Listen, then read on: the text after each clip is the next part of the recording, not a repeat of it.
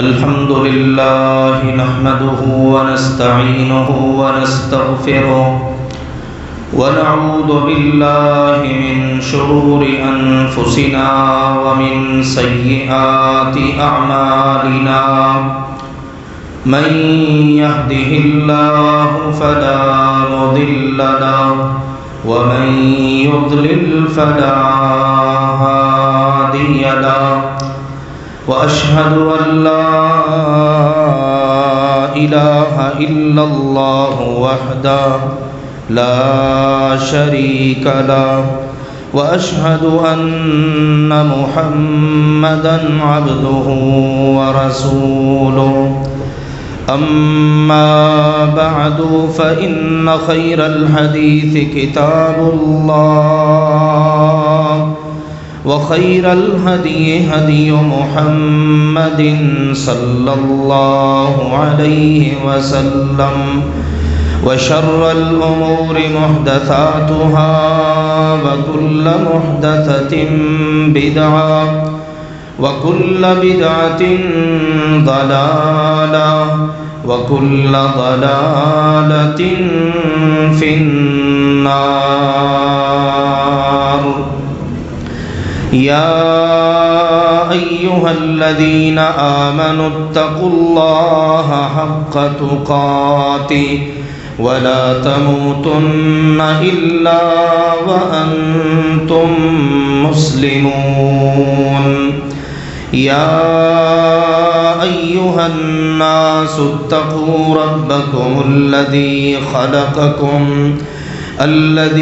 خلقكم من نفس واحدة وخلق منها زوجها وبث منهما رجالا كثيرا ونساء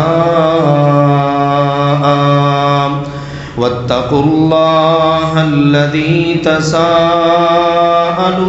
به والأرحام إن الله كان عليكم رقيبا. يا أيها الذين آمنوا اتقوا الله وقولوا قولا سديدا يصلح لكم أعمالكم ويغفر لكم ذنوبكم ومن يطع الله ورسوله فقد فاز فوزا عظيما. أما بعد فأعوذ بالله من الشيطان الرجيم. بسم الله الرحمن الرحيم. قاف والقرآن المجيد بل عجبوا أن جاءهم منذر منهم فقال الكافرون هذا شيء عجيب أإذا متنا وكنا ترابا ذلك رجع بعيد قد علمنا ما تنقص الأرض منهم وعندنا كتاب حفيظ بل كذبوا بالحق لما جاءهم فهم في أمر مريج.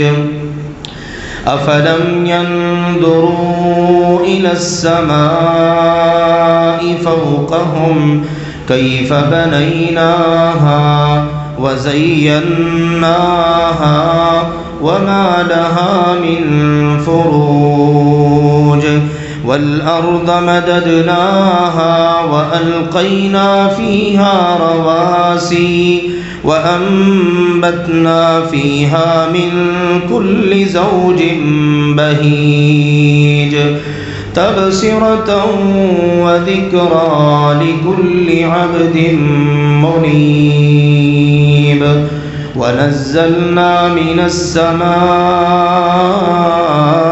ماء مباركا فأنبتنا به جنات وحب الحصيد والنخل باسقات لها طلع نضيد رزقا للعباد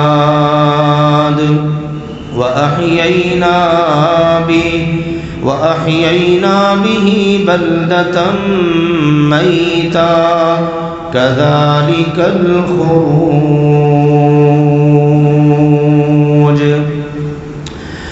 وقال سبحانه وتعالى أفأمن الذين مكروا السيئات أن يخسف الله بهم الأرض أو يأتيهم العذاب من حيث لا يشعرون أو يأخذهم في تقلبهم فما هم بمعجزين أو يأخذهم على تخوف فإن ربكم لرؤوف رحيم.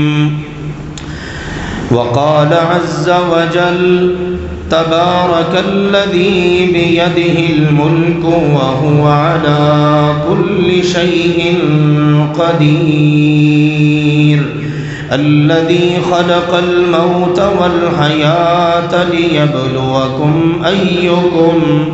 أيكم أحسن عملا وهو العزيز الغفور.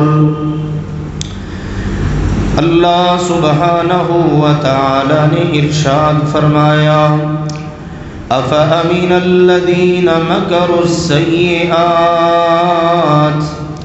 کیا بری چالیں چلنے والے، گناہوں کی پلاننگ کرنے والے نہ ڈر بے خوف ہو چکے ہیں ان یخسف اللہ بہم الارض، کہ اللہ انہیں زمین میں دھنسا دے، او یأتیہم العذاب من حیث لا یشعرون، یا ان پر اس طرح عذاب آئے کہ انہیں پتہ بھی نہ چلے، او یأخذہم فی تقلبہم، یا پھر اللہ انہیں ان کے چلتے پھرتے ہی پکڑ لے، فما ہم بمعجزین، پس وہ اللہ کو عاجز نہیں کر سکتے، او یأخذہم علی تخوف، یا پھر اللہ ان کو وارننگ دے کر ایک مرتبہ ڈرا کر پھر پکڑ لے، فإن ربکم لرؤوف رحیم، پس یقیناً تمہارا رب تو بہت ہی شفقت کرنے والا بڑا مہربان ہے۔ دوسرے مقام پر ہمارے پیارے مشفق مہربان رب کا فرمان ہے تبارک الذی بیدہ الملک، بابرکت ہے وہ ذات جس کے ہاتھ میں ساری بادشاہی ہے، وَهُوَ عَلَى كُلِّ شَيْءٍ قَدِيرٌ، اور وہ ہر چیز پر ہمیشہ سے پوری طرح قادر ہے۔ الَّذِي خَلَقَ الْمَوْتَ وَالْحَيَاةَ، وہ اللہ وہ ہے جس نے موت اور زندگی کو پیدا کیا، لِيَبْلُوَكُمْ أَيُّكُمْ أَحْسَنُ عَمَلًا، تاکہ وہ تم سب کا امتحان لے کہ تم میں سے کون اچھے عمل کرتا ہے، وَهُوَ الْعَزِيزُ الْغَفُورُ، اور وہ اللہ بڑا ہی غالب اور بہت بخشنے والا ہے۔ اللہ تعالی اس ساری کائنات کا خالق ہے، پیدا کرنے والا، اس کائنات کو بنانے والا، اس کے نظام کو چلانے والا، ساری مخلوق ہے اور اللہ خالق ہے۔ مخلوق میں سے بہت ساری مخلوق ایسی ہے کہ جس کو اللہ سبحانہ و تعالی نے کوئی گنجائش، رعایت نہیں دی، اختیار نہیں دیا کہ تم اپنی مرضی کرنا چاہو تو کر لو۔ بے شمار مخلوقات آپ کو ملیں گی۔ قرآن بتاتا ہے اللہ نے جب آسمانوں اور زمین کو بنایا تو اللہ نے ان سے فرمایا ائتیا طوعا او کرہا، تم نے میرے تابع بننا ہے، تمہارا دل کرے نہ کرے، تم خوشی سے تابع بن جاؤ یا مجبوری سے بن جاؤ، اب تم خود فیصلہ سناؤ۔ 14 طبق آسمان اور زمین ہاتھ جوڑ کے کھڑے ہوئے، کہا اتینا طاعین، اللہ ہم خوشی خوشی تیرے تابع فرما بن گئے۔ اب حکم نافذ ہوا، اختیار، گنجائش، چوائس سب ختم۔ اب جتنی بھی کائنات ہے، پہاڑ لے لیجئے، ہوائیں لے لیں، سورج چاند لے لیں، حتیٰ کہ چرند پرند لے لیں، کسی کے پاس کوئی اختیار نہیں، سب تابع۔ ایک مخلوق ایسی ہے جس کو اللہ نے کہا کرمنا بنی آدم، جس کو کہا لقد خلقنا الانسان فی احسن تقویم، جس کو کہا خلقت بیدی، میں نے اس کو اپنے ہاتھ سے بنا کر بڑے خوبصورت ڈھانچے میں اس کو ڈھالا، اور بہت ساری مخلوق پر اس کو عزت، تکریم، فضیلت عطا کی۔ اس کو کہا هل اتى على الانسان حين من الدهر، اے انسان تجھ پر بڑے بڑے مراحل گزرے ہیں، کن مراحل سے گزر کر تو دنیا میں آیا، اب دیکھ میں تیرا رب ہوں، میں تیرے سامنے ایک راستہ رکھ رہا ہوں، انا ہدیناہ السبیل، میں تجھے راستہ بتا رہا ہوں، یہ راستہ بالکل سیدھا ہے، یہ مجھ تک پہنچتا ہے۔ تیرے ماں باپ جنت سے نکلے، میں نے اس وقت کہا تھا اہبطوا منہا جمیعا، زمین پر اتر جاؤ، فمن تبع ہدایا، جو میری نازل کردہ ہدایت پر چلے گا نا وہ دوبارہ اپنے گھر میں آ جائے گا۔ اب تم نے اگر اپنے گھر میں آنا ہے نا تو رستہ میں بتاؤں گا، لیکن تمہیں مجبور نہیں کروں گا، مجبور نہیں کروں گا۔ اب اے انسان تیری مرضی ہے، کس حوالے سے؟ اما شاکرا و اما کفورا، تیرا دل چاہے تو شکر گزار بن یا ناشکرا بن، تیری مرضی ہے تو فرما بردار بن یا نافرمان بن۔ قل الحق من ربکم فمن شاء فلیؤمن ومن شاء فلیکفر، حق رب کی طرف سے آ چکا ہے، اللہ نے اتار دیا، کتابیں اتری، رسول آئے، عقل دی اللہ نے، سمجھنے سوچنے کی صلاحیت دی، اس کے باوجود کہا من شاء فلیؤمن، جس کا دل چاہے مان لے، ومن شاء فلیکفر، جس کا دل چاہے نہ مانے۔ مان لینے سے اللہ کا کوئی فائدہ نہیں، اور انسان کے نہ ماننے سے اللہ کا کوئی نقصان بھی نہیں۔ اب انسان پہ رکھ دیا، چھوڑ دیا۔ اب اللہ کو پسند کیا ہے؟ اچھے عمل، ایمان، شکر گزاری۔ اللہ تعالیٰ اس بات کو پسند کرتا ہے، اس پر خوش ہوتا ہے، اور اس کے برعکس نافرمانی، ناشکری، بغاوت، معصیت، گناہ، سیئات، یہ اللہ کو پسند نہیں۔ اس لیے اللہ نے بتایا، کہا دیکھو عرش بری پر میں ہوں، زمین پر میرا نمائندہ، میرا رسول ہے، میرا پیغامبر، میرا پیغام پہنچانے والا، جو میری اور میرے رسول کی مان لے گا، فرما برداری کرے گا، نیکیاں کرے گا، تو وہ سن لے وَمَن يُطِعِ اللَّهَ وَرَسُولَهُ فَقَدْ فَازَ فَوْزًا عَظِيمًا، سنو جو اللہ رسول کا فرما بردار ہوگا ان کا تابعدار ہوگا، ان کی بات ماننے والا، انہی کو بس راضی کرنے کی کوشش کرنے والا. بس میرے لیے اللہ رسول میری مجبوری، میری خوشی، بس ہر چیز اللہ رسول کے ساتھ اٹیچ ہے. اللہ نے کہا یہ بہت بڑی کامیابی پا لے گا. کامیابی کیا ہے؟ کل نفس ذائقۃ الموت وانما توفون اجورکم یوم القیامہ فمن زحزح عن النار وادخل الجنہ فقد فاز. اللہ نے کہا مرنا ہر ایک نے ہے. ہم سے پہلے والے بھی مر چکے، ہمارے ساتھ پیدا ہونے والے یا بعد میں پیدا ہونے والے بھی کئی دنیا سے جا چکے. ہم نے آنسو بہائے، جدائی کے غم برداشت کیے. یہ وقت ہم پہ بھی آنا ہے. ہر ایک نے اللہ کے پاس جانا ہے. قیامت کا دن ہوگا، سب سے بڑی عدالت لگی ہوگی، اول آخر ساری مخلوق جمع ہوگی. وہاں اللہ نے کہا من زحزح عن النار وادخل الجنہ، جس خوش نصیب کو جہنم سے آزادی اور جنت میں داخلے کا پروانہ مل گیا، فقد فاز، وہ کامیاب ہو گیا. یہ کامیابی چاہیے. دنیا میں تو کسی ایک کی بات نہیں نا برداشت ہوتی. کسی ایک عدالت سے اپنے خلاف فیصلہ ہو جائے، بندہ کہتا ہے جیتے جی مر جاؤں، میرے خلاف میری اتنی انسلٹ اور میری بے عزتی. تصور کیجیے قیامت کے دن اگر یہ معاملہ اللہ اپنی پناہ میں رکھے اگر پیش آ گیا تو کیا بنے گا؟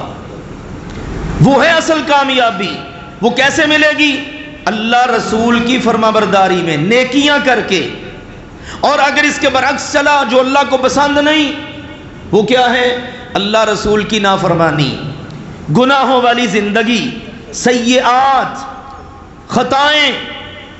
پھر اللہ ناراض ہوتا ہے. وہ پتہ کیا کہتا ہے؟ وَمَن يَعْصِ اللَّهَ وَرَسُولَهُ، جو اللہ رسول کا نافرمان ہوگا، جو تو فرما بردار بنے گا وہ کامیاب، اپنے گھر جنت میں دوبارہ آ جائے گا. اور جو نافرمان وَمَن يَعْصِ اللَّهَ وَرَسُولَهُ فَقَدْ ضَلَّ ضَلَالًا مُبِينًا، جو اللہ رسول کا نافرمان ہے، گناہگار، خطا کار، یہ بندہ بہت دور کی کھلی گمراہی میں نکل چکا. یہ اپنے گھر جنت کا رستہ بھول چکا ہے.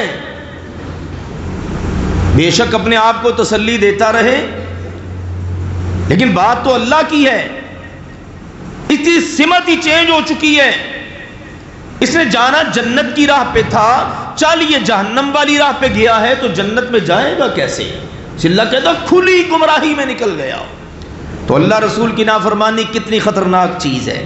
اسی لیے میرے عزیزوں یہ اتنی بڑی نحوست ہے، یہ گناہ، یہ سیئات، اللہ رسول کی نافرمانی، اللہ اور اس کے رسول کی بغاوت، کہ اس کی وجہ سے بندے کی انفرادی اور اجتماعی زندگی شدید متاثر ہوتی ہے. اس کا وبال صرف گناہگار کی زندگی تک محدود نہیں، بلکہ پورے ایریے کو، معاشرے کو، قوم کو، ملک کو اپنی لپیٹ میں لے لیتا ہے.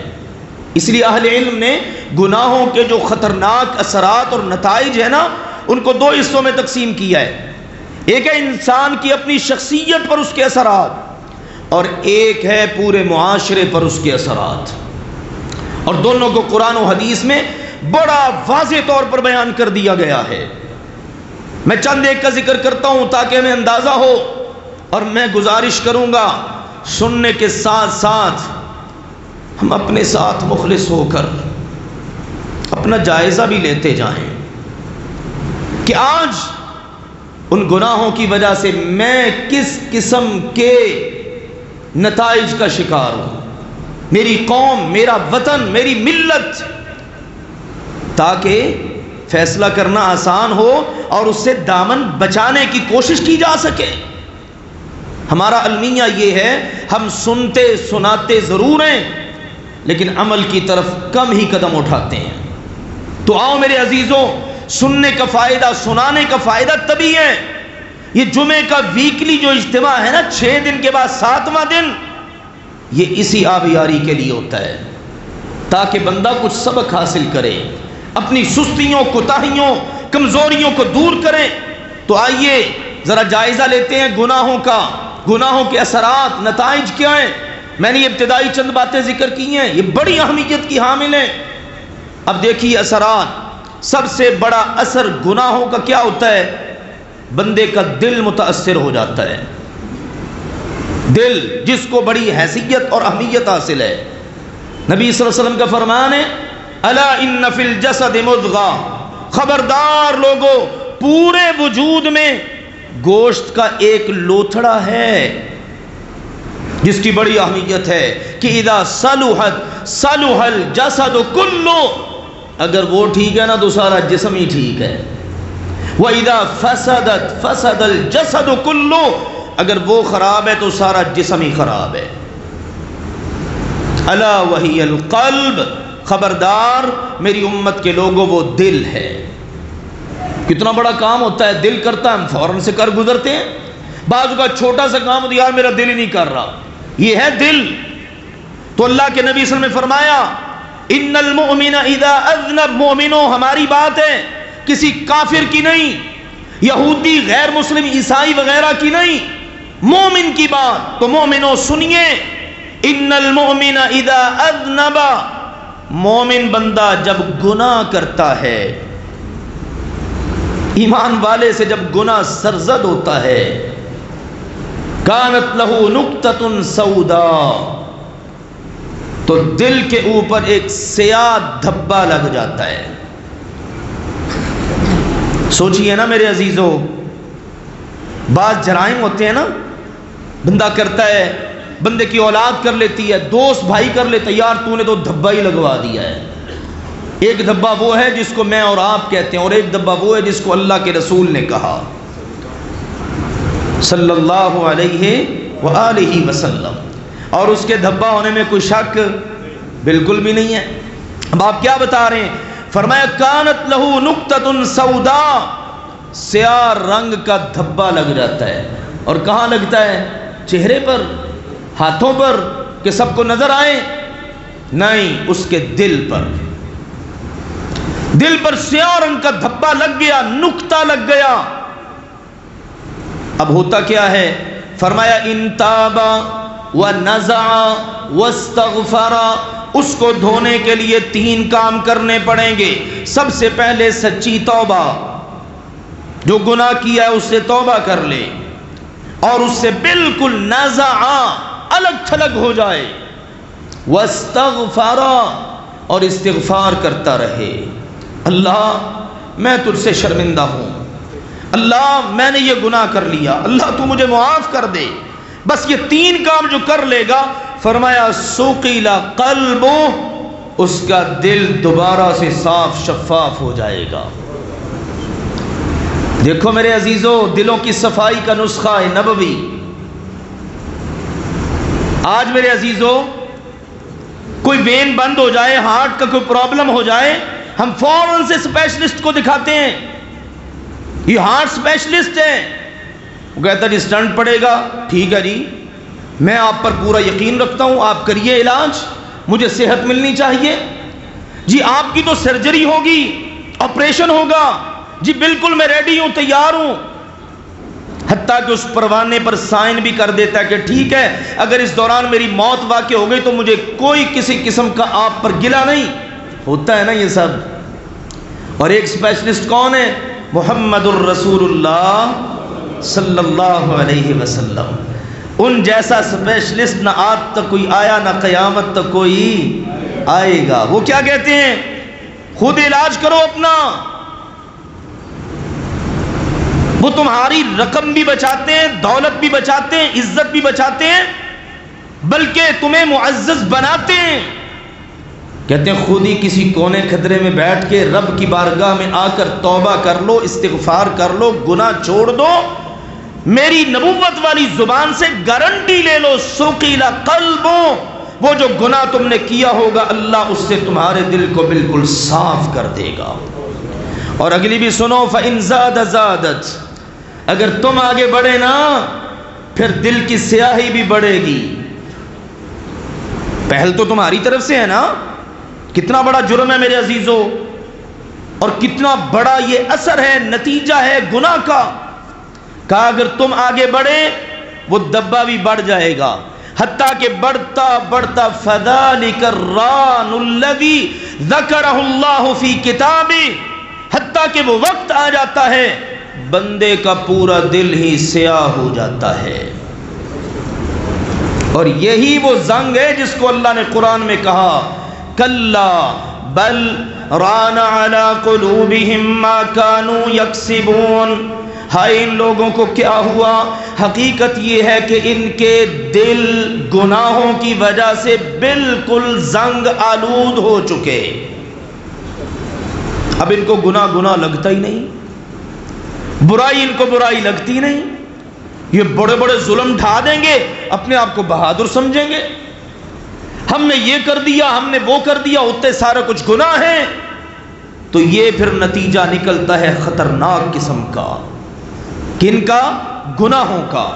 اب دل متاثر ہے نا تو پورا وجود ہی متاثر ہے. شرم بھی جاتی رہی، حیا بھی جاتی رہی. اسی لیے لوگ مکمل پورے دھڑلے کے ساتھ گناہوں کا ذکر کرتے ہیں. آج اپنے معاشرے پر نظر دوڑائیے، کتنے لوگ ہیں جو نیکیوں کا ذکر کرتے ہوں اور کتنے ہیں جو گناہوں کا ذکر کرتے ہیں.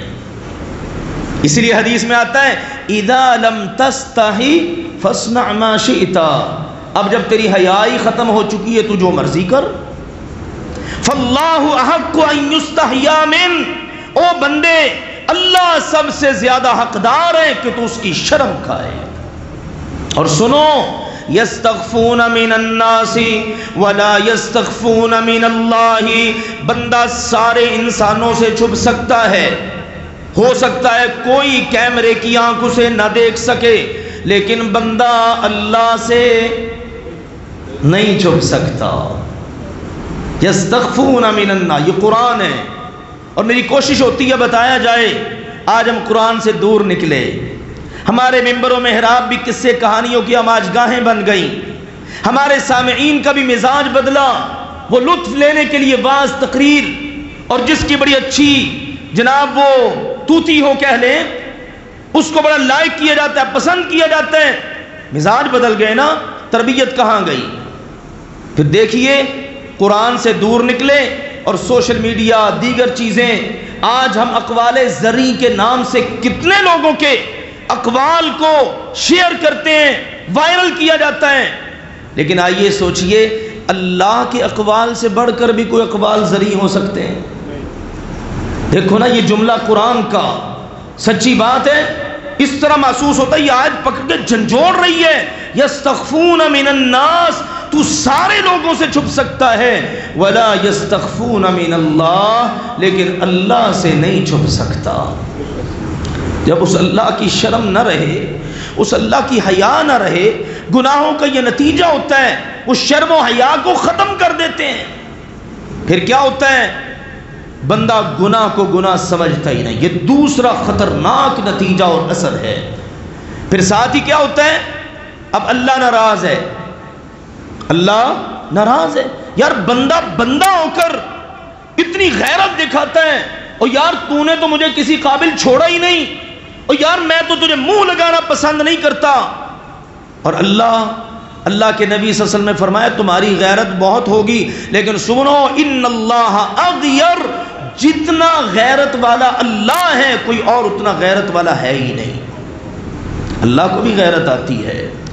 جب تم نے اللہ کی شرم ہی نہ کی، اللہ کا خیال ہی نہ کیا، اللہ کا احساس ہی نہ کیا، وہ کھلائے، وہ پلائے، وہ زندگی دے، اتنی نعمتیں دے کہ تم گن بھی نہ سکو.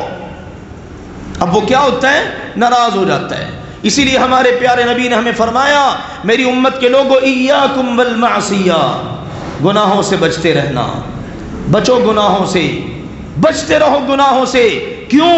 فَإِنَّ بِالْمَعْصِيَّةِ حَلَّ سَخَطُ اللَّهِ، کیونکہ گناہ معصیت کی وجہ سے اللہ کی ناراضگی واجب ہو جاتی ہے.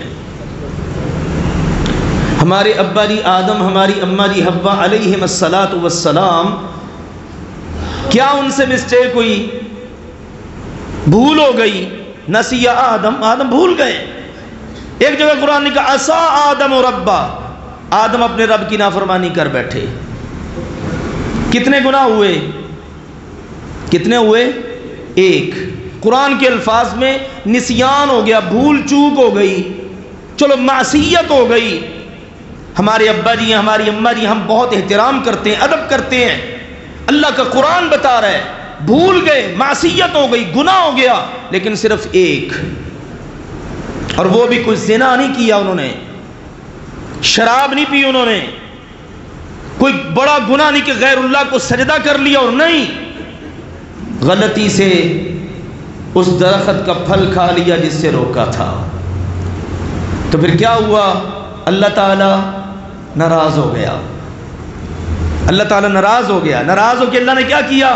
اللہ نے کہا آدم الم انہکما عن تلکما الشجرہ، اے آدم و حوا میں نے تمہیں روکا نہیں تھا؟ ڈانٹ پلا دی اللہ نے. روکا تھا نا تمہیں؟ ہاں یا اللہ یاد آ گیا، بالکل روکا تھا تو نے. اللہ نے کہا چلو اب تم نے احساس کر لیا ہے تو مجھ سے کلمات سیکھو، معافی مانگو. وہ پورا واقعہ، توبہ کی. دونوں، ہمارے باپ نے، ہماری ماں نے، اللہ نے توبہ قبول کر لی. یہ واقعہ بتاتا ہے صرف ایک بھول، ایک نافرمانی اور اللہ کی ناراضگی، اور ملی ہوئی نعمت جنت اللہ نے اس سے اتار کر دنیا میں بھیج دیا. کیا پتہ چلا اس بات سے؟ گناہ اتنے منحوس ہیں، بندے کو ملی ہوئی اللہ کی نعمتیں چھن جاتی ہیں. آئندہ کے لیے اللہ کی نعمتوں کا دروازہ بند ہو جاتا ہے. او گناہگار، تو نے اپنے منع میں حقیقی کو ناراض کر لیا اور تو پلٹنے کا نام ہی نہیں لیتا. تو اتنا سخت دل ہو چکا، اتنا شفاق، پلٹنے کا نام نہیں. تو آپ دیکھ لیجئے جو پلٹ گئے اللہ نے کہا ٹھیک ہے جاؤ میں نے تمہارے گناہ معاف کر دیے. تو گناہ کتنا خوفناک نتیجہ ہے. آج ہم سب غور کرتے ہیں، سوچتے ہیں، علماء سے پوچھتے ہیں کہ جناب یہ فلاں مسئلہ ہے، گھر میں فلاں پرابلم ہے، بیماریاں بڑی ہیں، اور یہ اچھا بھلا چلتا ہوا کاروبار بیٹھ گیا ہے، پتہ ہی نہیں جی چلتا. جدھر ہاتھ ڈالو سوائے نقصان کے، سوائے لاس کے اور کچھ ملتا ہی نہیں ہے. زندگی بڑی اجیرن ہو چکی ہے. یہ ساری ہماری شکایات، لیکن ریزن کیا ہے، وجہ کیا ہے پیچھے؟ گناہ. گناہ کا یہ نتیجہ ہے. ابا جی آدم، اماں جی حوا علیہم السلام کے واقعہ سے سبق لیجئے. ایک غلطی بھول ہوئی، جنت والی نعمت اللہ نے واپس لے لی، دنیا میں اتار دیا. اور اللہ کے نبی صلی اللہ علیہ وسلم نے ایک حدیث میں ذکر کیا ہے یہ جو گناہ ہوتے ہیں نا، معصیات، لَيُحْرَمُ الرِّزْقِ، بندے کو رزق سے محروم کر دیتی ہیں. یہ اللہ کی نافرمانیاں بندے کا رزق چھین لیتی ہیں. اب بندہ بیچارہ کہاں دینے والا تھا کہاں لینے والا بن گیا. پھر یہ ہے جب اللہ ناراض ہوا تو شیطان کو موقع مل گیا. یہ بڑی اہمیت کی حامل بات ہے. جس وقت طاقتور اللہ کے ساتھ بندہ جڑا رہا، شیطان کی جرت نہیں کہ اس کو قابو کر لے. لیکن جب اللہ ناراض ہو گیا، مالک ہی ناراض ہو گیا. دیکھو نا، ماں باپ ناراض ہو جائیں، بچہ اب گھر سے باہر وقت گزارے تو غیروں نے تو پھر اس کو اچکنا ہی ہے نا، اغوا تو ہو گئی نا، دوسروں کے ہتھے چڑھے گئی نا. اور اگر ماں باپ کے ساتھ اٹیچ ہے تو پھر جناب باہر کے لوگ اس کو شکار نہیں کر سکتے. جب اللہ مالک الملک سے بندہ دور ہوا تو پھر شیطان نے قابو کیا. اب شیطان کے نرغے میں آ گیا تو قرآن بولا وَمَن يَعْشُ عَن ذِكْرِ الرَّحْمَنِ نُقَيِّضْ لَهُ شَيْطَانًا فَهُوَ لَهُ قَرِينٌ، جو اللہ کی نصیحت سے، اللہ کی یاد سے، اللہ کی فرمانبرداری سے بے رغبت ہو کر زندگی گزار رہا ہے، شیطان اس پر مسلط ہو جاتا ہے. اب وہی اس کا دن رات کا ساتھی ہے. اب جو خیال وہ دل میں ڈالے گا بندہ کرے گا، وہ جو وسوسہ ڈالے گا بندہ کرے گا، وہ جس طرح چلائے گا بندہ چلے گا. اب بندے کو سکون نہیں مل سکتا، دلی طور پر بندہ امن میں نہیں آ سکتا، چین ختم. یہ نحوستیں ہیں، یہ نتائج ہیں گناہوں کے۔ دل سیاہ، وہاں سے بات چلی ہے۔ اب دل سیاہ ہونے کے بعد اللہ کی ناراضگی، شیطان کی رضامندی، ملی ہوئی نعمتوں کا چھن جانا۔ اب زندگی میں چین کہاں سے آئے بتائیے؟ اسی لیے قرآن کہتا ہے نا، من اعرض عن ذکری فإن له معیشة ضنکا۔ اللہ فرما رہا ہے قرآن پاک میں، جو بندہ میری نصیحت سے منہ موڑ لے، میرا بنائی نا، میرا تو نافرمان بنا ہوا ہے، مجھے تو گناہ کر کر کے اس نے ناراض کر کیا ہوا ہے۔ اللہ کہتا ہے نقید لہ شیطانا، پہلے شیطان اس کے ساتھ جڑا، اب کیا ہے؟ ان لہ معیشۃ ضنکا، اب اس کی زندگی جو ہے نا بے سکونی میں گزرے گی، اجیرن بن جائے گی۔ پھر دیکھ لو نا، آج سب سے بڑا مسئلہ ہمارا کیا ہے؟ ٹینشن، ٹینشن کے مریض۔ پھر اس کے بعد ٹینشن لی، ڈاکٹر کہتے ہیں ٹینشن نہ لیا کریں۔ جی ٹینشن تو اس کے بغیر تو گزارا ہی نہیں۔ اب ادھر سے مسئلہ بنا، ادھر سے مسئلہ بنا، کاروباری ٹینشنیں آ گئی، بچوں کی طرف سے ٹینشنیں آ گئی، رشتہ داروں کی طرف سے ٹینشنیں آ گئی، محلے والوں نے ٹینشن دے دی، وہ میرا کاروباری پارٹنر تھا اس نے ٹینشن دے دی، تو بندہ گر گیا۔ زندگی کیا ہے؟ اجیرن۔ قرآن کہتا ہے تو رب سے منہ موڑ بیٹھا ہے، اور رب نے اپنی مخلوق کا منہ اور رخ تجھ سے موڑ دیا ہے۔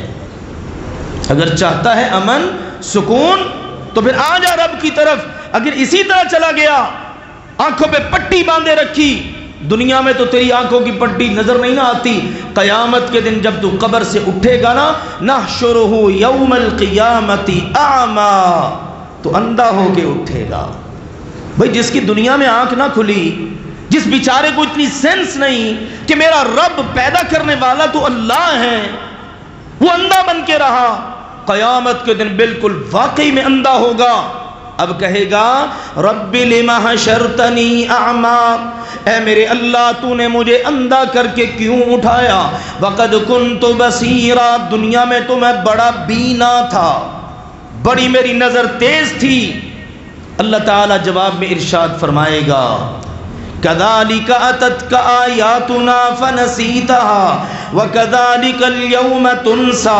ذرا دنیا میں نظر دوڑا، اپنی وہ گزری ہوئی لائف پر نظر دوڑا، تیرے سامنے میری آیات آئی، میرے فرامین آئے، تجھے پتا چلا کس سے میں راضی ہوتا ہوں، کس سے ناراض ہوتا ہوں، نیکیاں ہوں گی میں خوش ہوں گا، گناہ ہوں گے میں ناراض ہوں گا، تو نے ان کو فراموش کیے رکھا، اس سے اعراض برتے رکھا، تو نے یہ کبھی کوشش ہی نہ کی میرا مالک کس چیز سے ناراض ہے، کس چیز سے راضی ہے۔ لہذا آج ہم نے تجھے اندھا کر دیا ہے، جس طرح دنیا میں تو نے ہمیں بھلایا تھا نا، ہم نے آج تجھے بھلا دیا ہے۔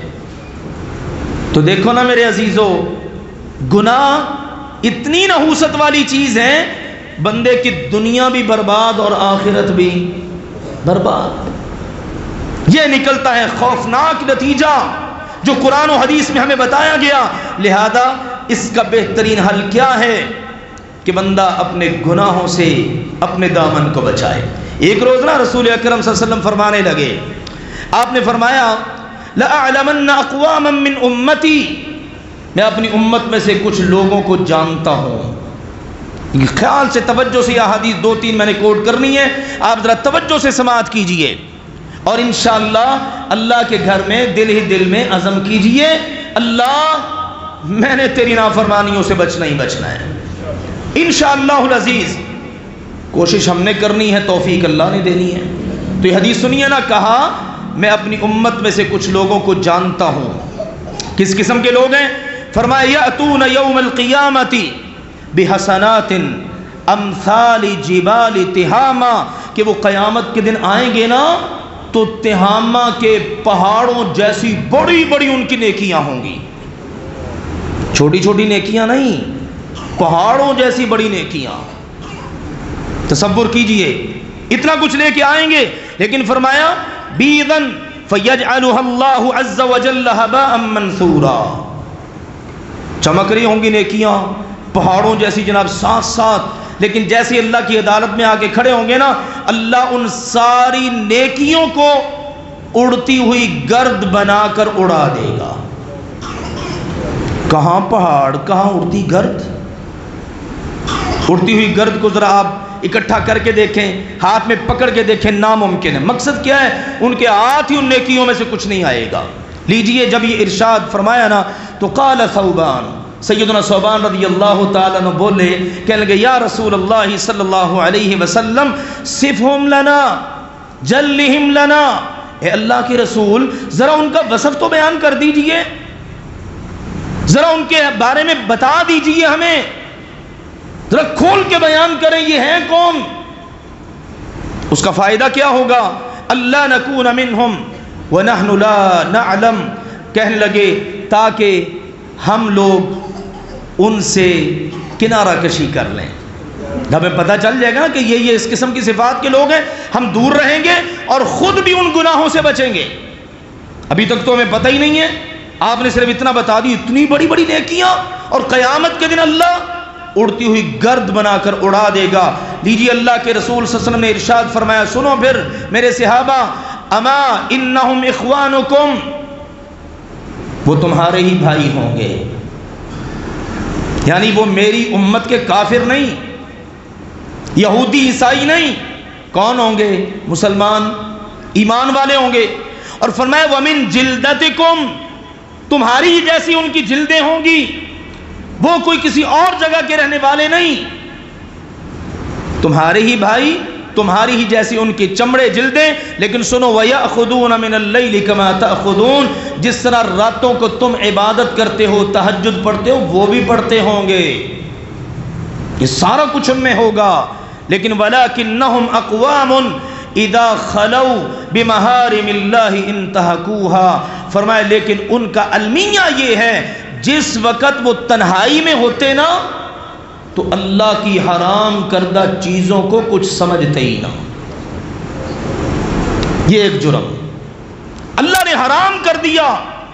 علیحدگی میں وہ لوگوں کے سامنے تو بڑے اچھے ہیں، کیا بات ہے، بڑا دیندار ہے ماشاءاللہ، بڑا نیک ہے، بڑا پارسا ہے، لیکن جس وقت علیحدگی میں تنہائی میں ہے ایسے ایسے جرائم کرتا ہے جو اللہ نے حرام کیے اور ان کو سمجھتا ہی کچھ نہیں۔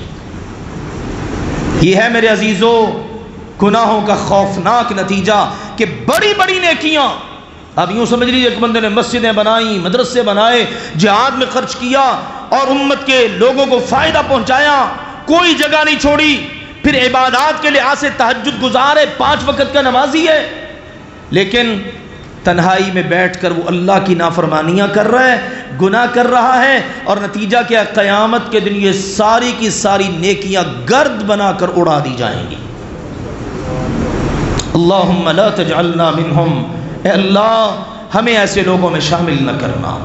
آپ اپنی تنہائیوں کو دیکھیے، جب ہم تنہائی میں موبائل یوز کرتے ہیں، تنہائی میں جب بیٹھتے ہیں، لوگوں کے بارے میں تبصرے کرتے ہیں، لوگوں کے بارے میں بدگمانیاں اور نہ جانے کیا کچھ، آئیے ان گناہوں سے دامن بچائیے۔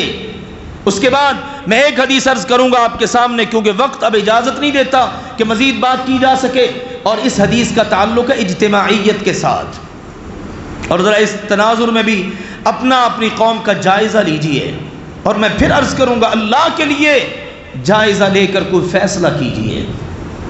میرا آپ کو یہ خطبہ سنانے کا مقصد اور آپ سب کا خطبہ سننے کا مقصد صرف یہ ہونا چاہیے، اللہ کوئی ایسی باتیں مل جائیں کہ ہم ان پر عمل کریں اور تو ہم سے راضی ہو جائے، ہماری دنیا بن جائے، ہماری آخرت بن جائے۔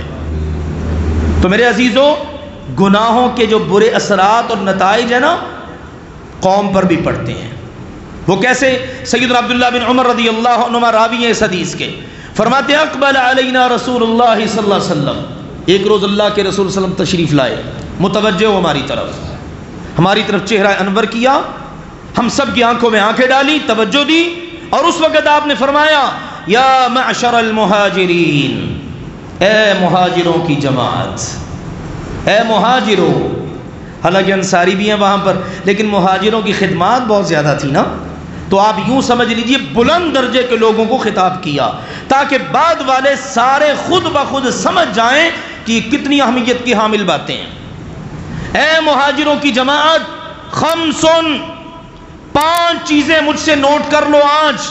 اذا ابتلیتم بہن، جب تم ان میں مبتلا ہو جاؤ گے، ان میں پڑ جاؤ گے تو بیڑا غرق ہو جائے گا، لیکن میں تمہارا نبی تمہارے لیے دعا گو ہوں. وَأَعُوذُ بِاللَّهِ أَن تُدْرِكُوهُنَّ، اللہ میں تجھ سے پناہ مانگتا ہوں کہ میری امت ان جرائم کا شکار ہو، ان گناہوں میں پڑے. 5 چیزیں کہا، اور کہا جب ان میں گرفتار ہو جاؤ گے بڑا نقصان ہوگا. تمہارا نبی دعا کرتا ہے اللہ ہمیں ان سے بچا کے رکھنا. نمبر 1 فرمایا لم تظہر الفاحشۃ فی قوم قط، جب بھی کسی قوم کے اندر بے حیائی پھیل جائے، جب بھی کسی قوم میں بے حیائی پھیل جائے. حیا سب سے پہلے کس سے کرنی ہے؟ اللہ سے. اب بندہ اللہ سے حیا کرے. بے حیائی کا صرف مطلب یہ نہیں ہے کہ بندہ کپڑے اتار دے ننگا ہو کے پھرے، یا قابل ستر جسم کے اعضاء کو ہی چھپانا بے حیائی. اگر ان کو نہ چھپائے تو بے حیائی ہے. نہیں، اتنا محدود تصور نہیں. سب سے پہلا حق اللہ کا ہے کہ بندہ اس سے حیا کرے.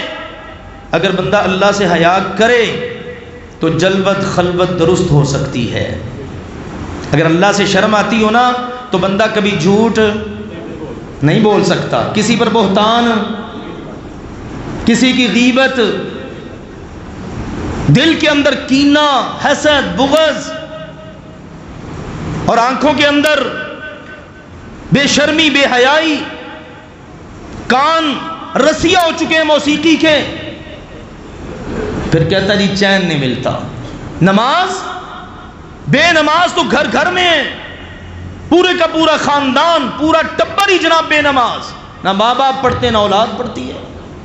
حالانکہ شروع کے ادوار دیکھیے، صحابہ کا دور، تابعین کا طبق، بنو امیہ کے ادوار تک کوئی ایک مسلمان لائیے جو نماز نہ پڑھتا ہو.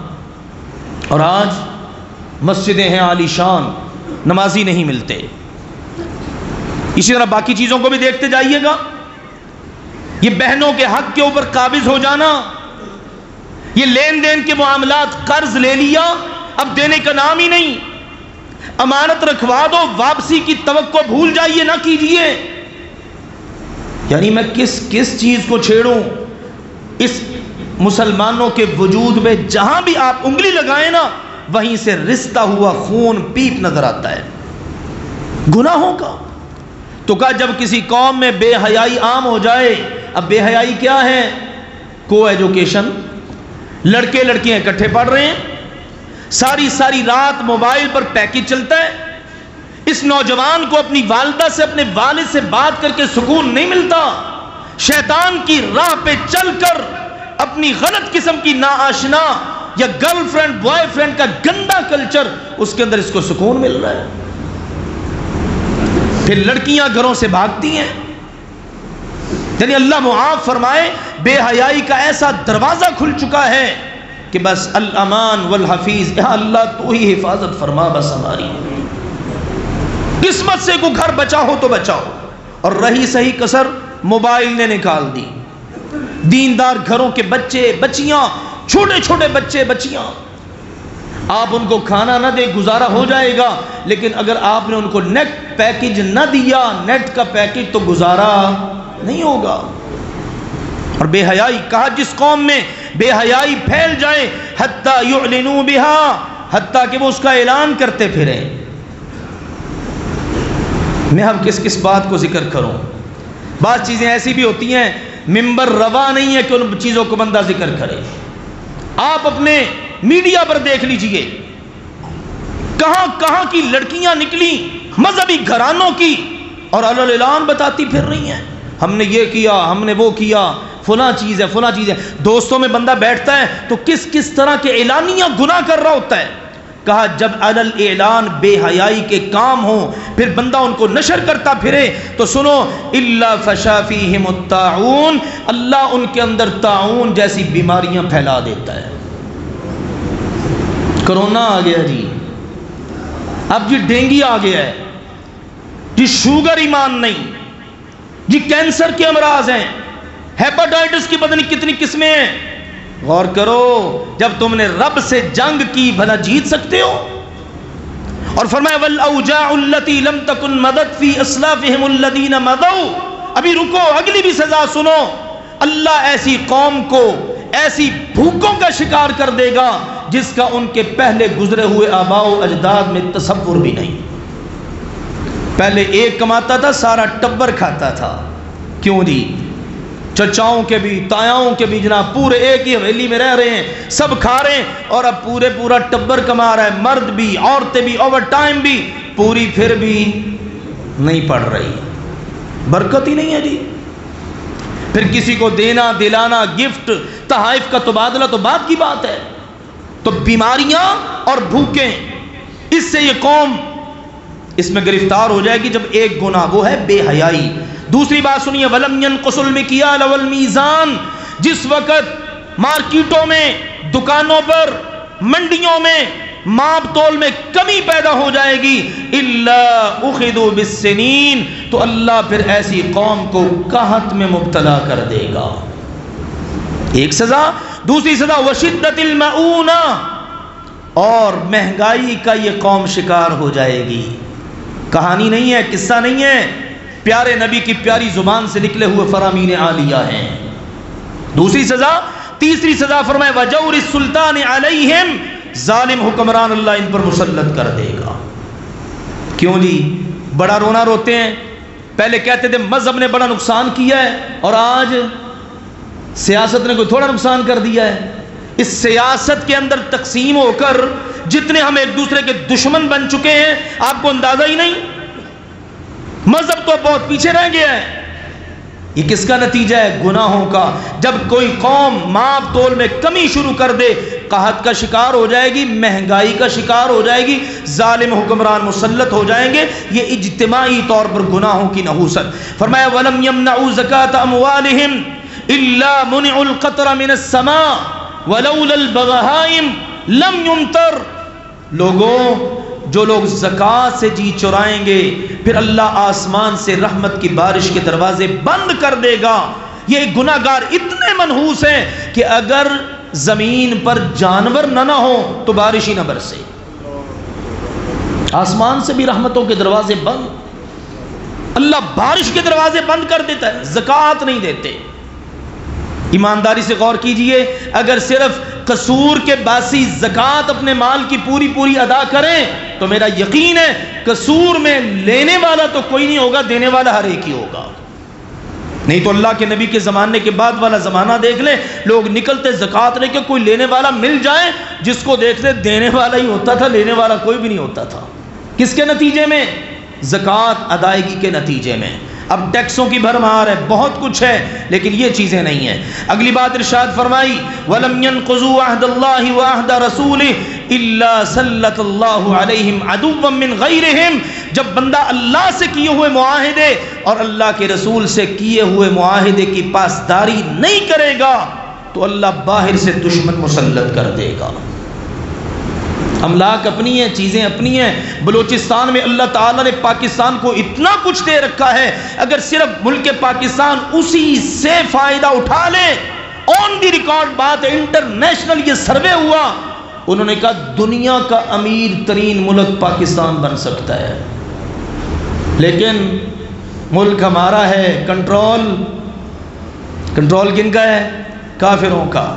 یہ دی ورلڈ آرڈر، یہ جی امریکہ، یہ جی FATF، ان کی طرف سے پرمیشن نہیں ہے، ہم اپنی چیزوں کو ہاتھ نہیں لگا سکتے.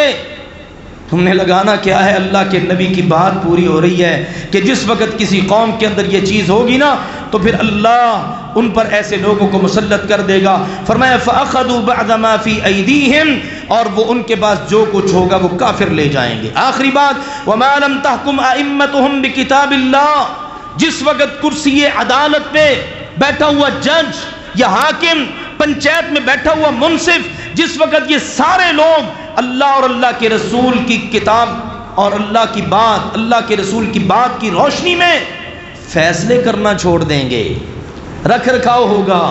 یہ دو فریق میرے پاس آ گئے، اس کے پاس میری اچھی ہے، اس کے ساتھ اچھی الیک سلیک ہے، یہ جناب میرا اپنا ہے، لہذا کیا کرو اس کے حق میں فیصلہ کر دو. ہے اگرچہ یہ ناحق. اس طرح سے جب عدل و انصاف سے ہٹ کر فیصلے ہوں گے تو فرمایا اللہ کے نبی صلی اللہ علیہ وسلم نے وَيَتَخَيَّرُوا مِمَّا أَنزَلَ اللَّهُ، اللہ نے جو اتارا ہے اس سے ہٹ جائیں گے، نہ عدل کی پرواہ نہ انصاف کی پرواہ، تو فرمایا إِلَّا جَعَلَ اللَّهُ بَأْسَهُمْ بَيْنَهُمْ، اللہ ان کے آپس کے اندر لڑائیاں ڈال دے گا۔ ذرا سی بات پہ لڑائیاں ہو رہی ہیں، بھائی بھائی کا گلا کاٹ رہا ہے، بہنیں بھائیوں سے ناراض ہو رہی ہیں۔ ہمارے ملک میں کتنے ایسے واقعات ہیں کہ لوگوں نے ذرا سے مال کی خاطر گلے کاٹ دیے، جانیں لے لی۔ یہ ہے اجتماعی طور پر گناہوں کے خطرناک اثرات۔ آؤ میرے عزیزو، ابتدا میں جو حدیث میں ہمیں نسخہ بتایا گیا، تاب اللہ سے توبہ کر لے گناہگار، نزعا گناہوں کو چھوڑ دے، استغفرا گناہوں پر معافی مانگتا رہے، تو اللہ اس کے حالات کو اب بھی بدلنے پر قادر ہے۔ اللہ سمجھنے کی توفیق عطا فرمائے۔ وآخر دعوانا ان الحمدللہ رب العالمین۔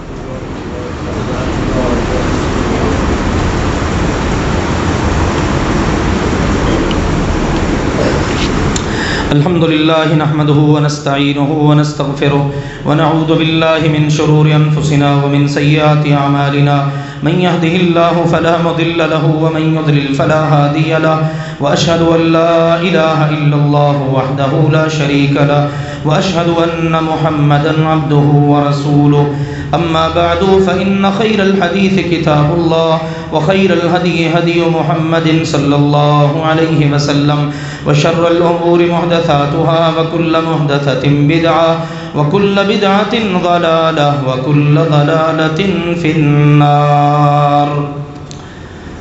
دو باتیں بس عرض کروں گا، ایک تو یہ ہے جمعے کی ادائیگی کے لیے سب احباب کوشش کیا کریں، اذان جب ہوتی ہے امام ممبر پہ بیٹھتا ہے، آپ اس سے پہلے ہی جمعے کی ادائیگی کے لیے اللہ کے گھر میں موجود ہوں، کیونکہ نبی صلی اللہ علیہ وسلم نے فرمایا جمعے والے دن دروازوں پر، مسجد کے دروازوں پر اللہ کے فرشتے ہوتے ہیں۔ جس وقت امام خطیب آ کے بیٹھ جاتا ہے نا اور مؤذن اذان شروع کر دیتا ہے، اب وہ اپنے رجسٹر لپیٹ کے وہ بھی بیٹھ جاتے ہیں۔ اب بعد میں آنے والوں کا اس جمعے کی حاضری والے رجسٹر میں اندراج نہیں ہوتا، یہ تو لکھیں گئی نا کہ اتنے بجے آیا، اتنا سنا، یہ نماز پڑھی، یہ اس کا باقی کی ساری تفصیل، لیکن وہ جو اسپیشل ہے نا، ویکلی اسپیشل فرشتے اترتے ہیں، میرے عزیزوں کہیں اس رجسٹر میں ہمارا نام نہ رہ جائے، اس لیے جمعہ تو ادا کرنا ہی کرنا ہے، اللہ کے فضل سے تھوڑا ارلی آ جائیں، بر وقت تشریف لایا کریں تاکہ جمعے کا مکمل ثواب حاصل کر سکیں۔ دوسرا اعلان ہے کہ انشاءاللہ اگلا جو خطبہ جمعۃ المبارک ہے وہ انشاءاللہ فضیلت الشیخ شیخ الحدیث مفتی محمد یوسف قصوری صاحب حفظہ اللہ تعالی ارشاد فرمائیں گے۔ سبحان ربک رب العزت عما یصفون وسلام علی المرسلین والحمد للہ رب العالمین۔